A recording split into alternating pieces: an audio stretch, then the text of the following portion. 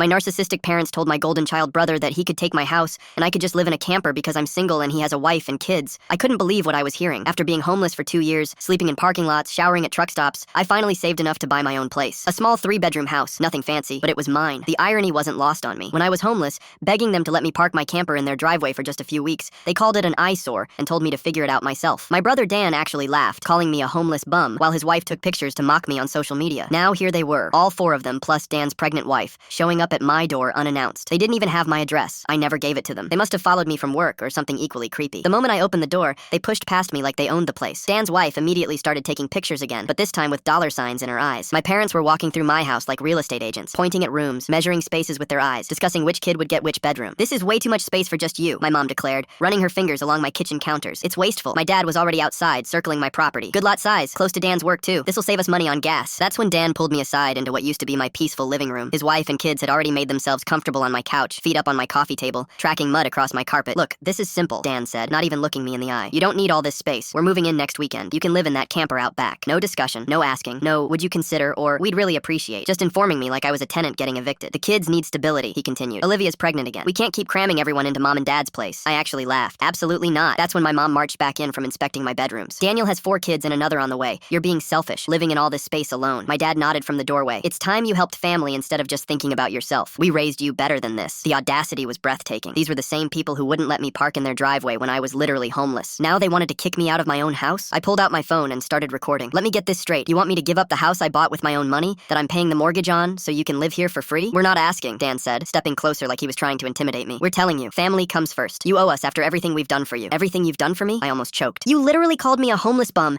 and refused to help when I was living in my truck." "That was different," my mom snapped. "You were irresponsible back then. Now, you need to step up and do the right thing." Dan's wife finally spoke up from my couch. "Besides, it's not like you need 3 bedrooms. What are you gonna do? Fill them with imaginary girlfriends?" She cackled at her own joke while my parents smirked. That's when something inside me snapped. The same people who mocked my lowest moment were now trying to steal my greatest achievement. I smiled and said, "You're absolutely right. Family does come first. That's why I'm calling my real family, the police, to remove the trespassers from my property." Their faces went white as I dialed 911. "Hi, I need officers to remove people who are refusing to leave my home. They're making threats and won't leave when asked." Dan started backpedaling. Wait, you don't need to call the cops. We're just talking." "Hi, yes. I have several adults who forced their way into my home and are now demanding I give them my house. They're refusing to leave." They scrambled for the door so fast, my brother actually tripped over the coffee table his kids had been using as a footrest. His wife was screaming something about me being ungrateful while trying to gather their kids. My dad stopped at the door and pointed at me. "You'll regret this. Family is all you have." "You're right," I called after him. "Good thing I know who my real family is now." The best part? My security cameras caught everything. Later that night, I edited together a highlight reel of them inspecting my house like they owned it. Their shocked faces when I called the police, and Dan face planting over my furniture. Best money I ever spent on that security system was watching them run.